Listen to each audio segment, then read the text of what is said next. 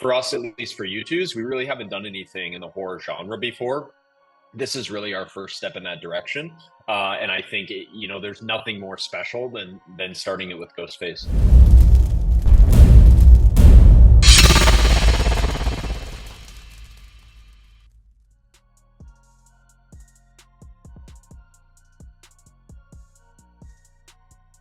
Yeah, so my first company was basically managing and representing YouTubers. We started it in 2013 and we ended up selling it in 2016. But the inspiration for it was that I loved making YouTube videos personally, but I was definitely a lot better at, I guess, kind of the business side versus, actually making the content myself. So I started working with, friends. I mean, I call them friends, but it was people I had met online that made similar types of videos. So Call of Duty, Clash of Clans, Minecraft was kind of a lot of the games that I was into when I was younger. So when I was like 14 or so, I guess, I started helping them build their channels. I was helping them with editing. I was helping them reach out to brands to get sponsorships. And then over time, that, turned into a small business. And then after high school, I ended up moving out to LA, and we, turned it into a company called Omnia Media with a friend of mine, and we built it up to managing about, I would say, 500 or 600 of the top gamers on both YouTube and Twitch, just general social media, and we were helping them pretty much do all the business side so that they could just focus on making content. So it really just started with my love for YouTube and love for videos and love for video games, and blossomed into, basically a record label, but for YouTubers, which at a time, there wasn't really agencies helping out people. It was still relatively new. Nowadays, there's definitely a lot of agencies and, big ones like WME all the way down to small, kind of boutique agencies that help YouTubers and streamers. But at the time we were, one of the first in there, and that grew to be a sizable business. We ended up exiting it in 2016, and then I ended up moving on in 2019, and that was when we started Youtooz. Yeah, it's funny. So my co-founder Mark, actually, I had known him for a number of years just because he was in a similar space, and he came to me in 2019 and was like, "Hey, let's make toys." And I shot it down immediately. I was like, "This is a terrible idea. No one's gonna buy this." And he was like, "No, no, let's give it a go." So we started with a few, and I was definitely pessimistic. He was very optimistic. But the first few launches we had just really struck a chord with people. They liked the fact that, we were making things that felt special, that felt unique, that, were characters. Like, a lot of people try to make products around YouTubers, but they don't get it right. And we just found a really good lane where we could make a unique product, deliver it to fans, and it wasn't something anyone else was offering. And then over time, we just found that, we could do great work with YouTubers. Why not also apply that to video games, anime, movies, TV shows, memes, other characters?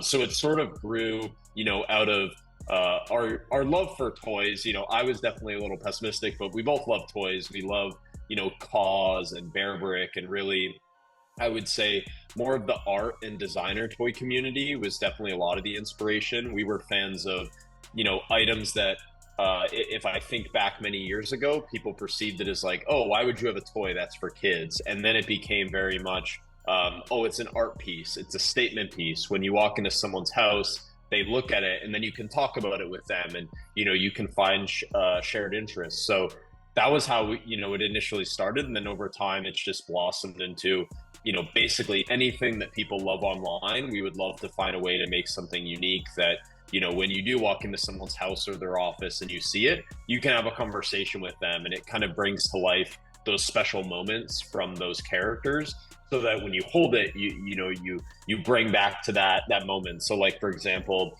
one of my favorite figures is Jesse Pinkman from Breaking Bad. Like, when I see this, it brings me to the episode where they're chasing around the fly, and I can visually see it. So that's the inspiration for a lot of our figures, is can we put that image in your head of what the figure means, even though it's static and it's not moving.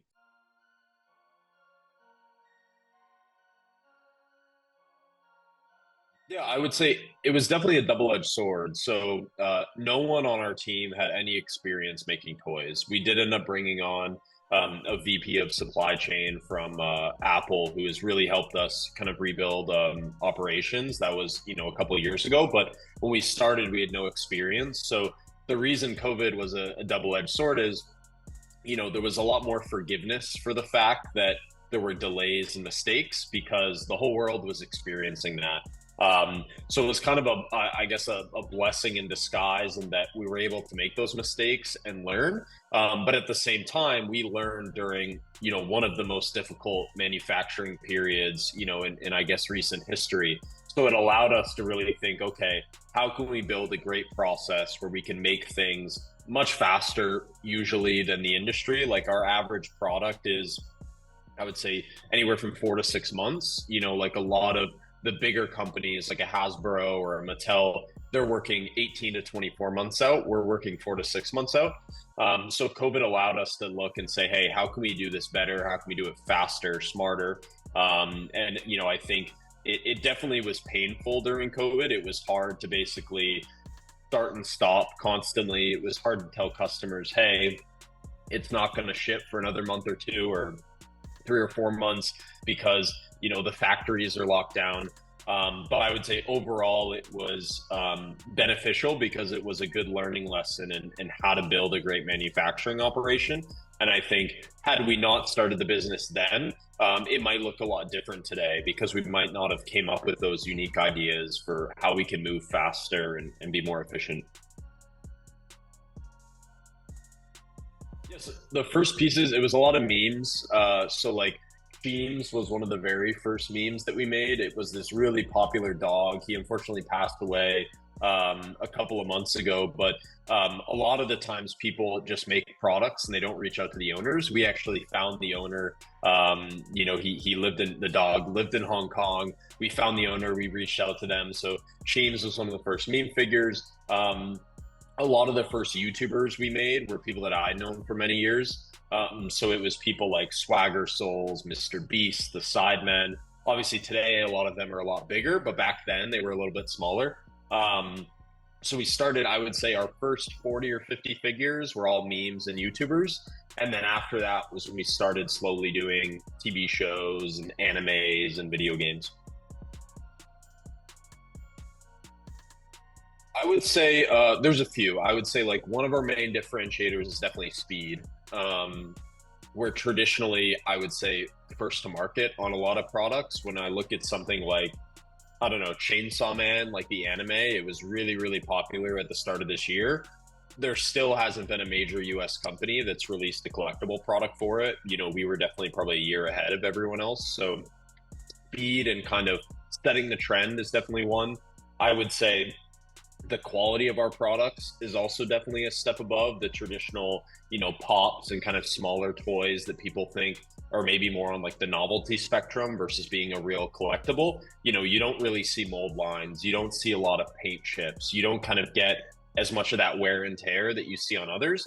And we also take really good care of customers. Like if something arrives and it has even the smallest blemish, we'll replace it, no questions asked. We really want to treat people the way we would want to be treated as a collectible, or as a collector, where you want everything to be perfect, you want to be pristine, and if it isn't, you want a new one because you don't want something imperfect inside your collection. And then I would say the stylization too. Like we try to make even scary or unhappy characters look happy. So I would say a lot of people also look at our stuff and say, "Oh, Vecna is super scary, but you made him look cute," like stuff like that. So I think even the same with like our Ghostface figure, where obviously it's a villain, it's scary, but when you look at ours, people are like, "Oh, he looks cute." So that's definitely also kind of the vibe that we go for, which is at the end of the day, we want it to be happy. We want to put smiles on people's faces. So I would say those are definitely some of the main ones. We have a brand director named Kyle who kind of directs the overarching theme and vision for all of our lines.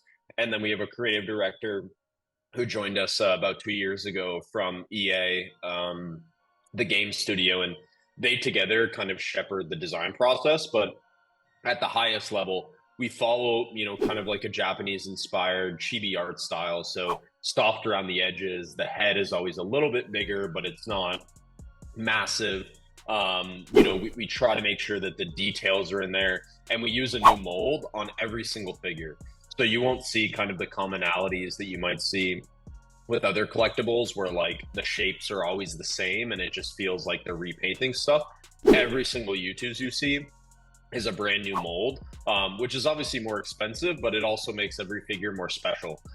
So it doesn't feel like we're kind of just trying to make the same thing over and over again, for like a profit. Our trademark eyes are definitely also a piece of it. So the crescents, a lot of people call them like smiling eyes, but they're, meant to tie back in kind of that happy look, but also make all the figures have that cohesiveness together. And then the packaging also is really important to the collectors. So every single figure we make is a custom design box. Usually it can take anywhere from 12 to 16 hours of, and all of our artists are in-house. We don't outsource any of it, but they sketch it by hand. So they'll design the entire packaging, the interior, the exterior, the sleeve. They'll basically design a scene that brings the figure to life. And I would say that also stands out for a lot of collectors because they know, we're not just stamping a logo on a box. We're actually trying to make something special because we love when people don't throw away the box. It's kind of a sin to do that. But we know if you're going to display something proudly in your house and take up a little bit of space for it, we really want it to be a statement piece where when you pick it up, you have those small Easter eggs and those moments that jump out to you where it's like, oh, someone that cares about this character made this. They weren't just making it to make it. They made it because they loved it. Yeah, so with like a Ghostface, for example, so we'll usually reach out to whoever owns the IP. So in that case, it's Fun World with Ghostface. So we met with RJ and we said, look, we would love to work together. Here's the ideas we have for the line. Here's our plan for a couple of years and what we want to do. And then usually we'll go back and forth. Obviously, being the license holder, they'll have input, they'll have quality standards, they'll have expectations. They also don't just want to keep making the same stuff. So they might say, hey, I want you to do this instead of this, or no one's done this before, but people have asked for it. Could you do that? So usually there's a bit of back and forth, and then we'll narrow down in terms of, what we feel is going to be a great product. We'll then design a 2D concept, which usually will have notes of like, if it's Ghostface, for example, the mouth needs to be a certain way, the hood needs to be a certain way. We actually got like 3D renderings of the aged mask. I think I see one behind you there. So we got like the age mask rendering so that we made sure that it was exact and on point. And we'll usually get notes to make sure that it's exact. And then we'll make a 3D model.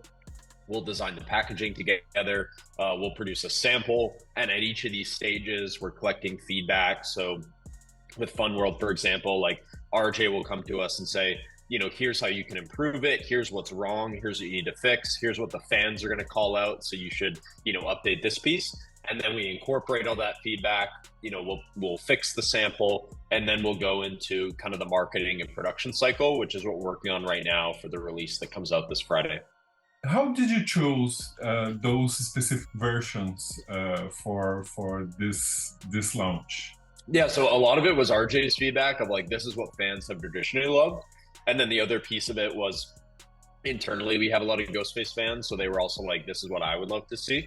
So there's a bit of both of them. I think what was super cool and unique about working with RJ was he was down to kind of push it a little bit and also introduce a creator collab. So as part of this collection, it's not just the Ghostface figure, but there's also the Dead Meat collaboration. And I guess if you're not familiar, Dead Meat is a very popular YouTube channel and content creator group. They have a podcast. They produce a lot of long form series where they talk about horror films and just, the genre in general. And 𝗙𝗛𝗖, who's part of the group, actually had a cameo in one of the past Scream films. So RJ was kind enough to be like, look, this isn't, something we would normally do, but in this case, because it's a special part of our business, working with creators, he allowed us to do this sort of crossover where it's James and 𝗙𝗛𝗖 with kind of the Ghostface mask. So we were super honored that he was willing to do that with us. And, so far the reception has been awesome. Fans have really loved it. But it's been really cool seeing the feedback because For us, at least for Youtooz, we really haven't done anything in the horror genre before. This is really our first step in that direction, and I think there's nothing more special than starting it with Ghostface. You have like a schedule or ideas for new collections of Ghostface. Can you tell us more about what's next? I won't speak to any of the other vinyls because a lot of those are still in planning, but we will have a plushie wave that'll be coming out next year. I would say what we're most excited for is Fun World and RJ allowed us to do a pink version of Ghostface that kind of has like little cat ears, which we haven't seen a lot of product for, but at least for us, our brand is pink. Like Youtooz is pink at its core, kind of our overall like theme and branding. So it fits in really well for us. So we're planning on having that out probably for like Valentine's Day, but that'll be our next collaboration with Ghostface, will be a plushie line.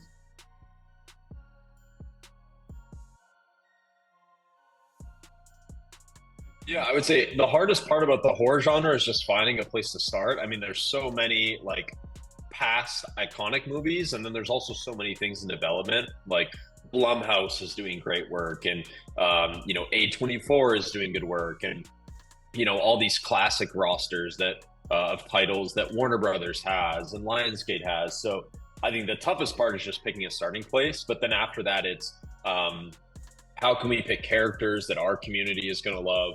How can we do stuff that's special? Because there also is a lot of horror product already out there. It's been done for many years, and we don't just want to make stuff to make stuff. We want to make stuff that we feel is special. So it's about finding those unique opportunities where we can find that balance with the license holders, where they're willing to let us do something that might be a bit outside the box, but we think is a good fan service.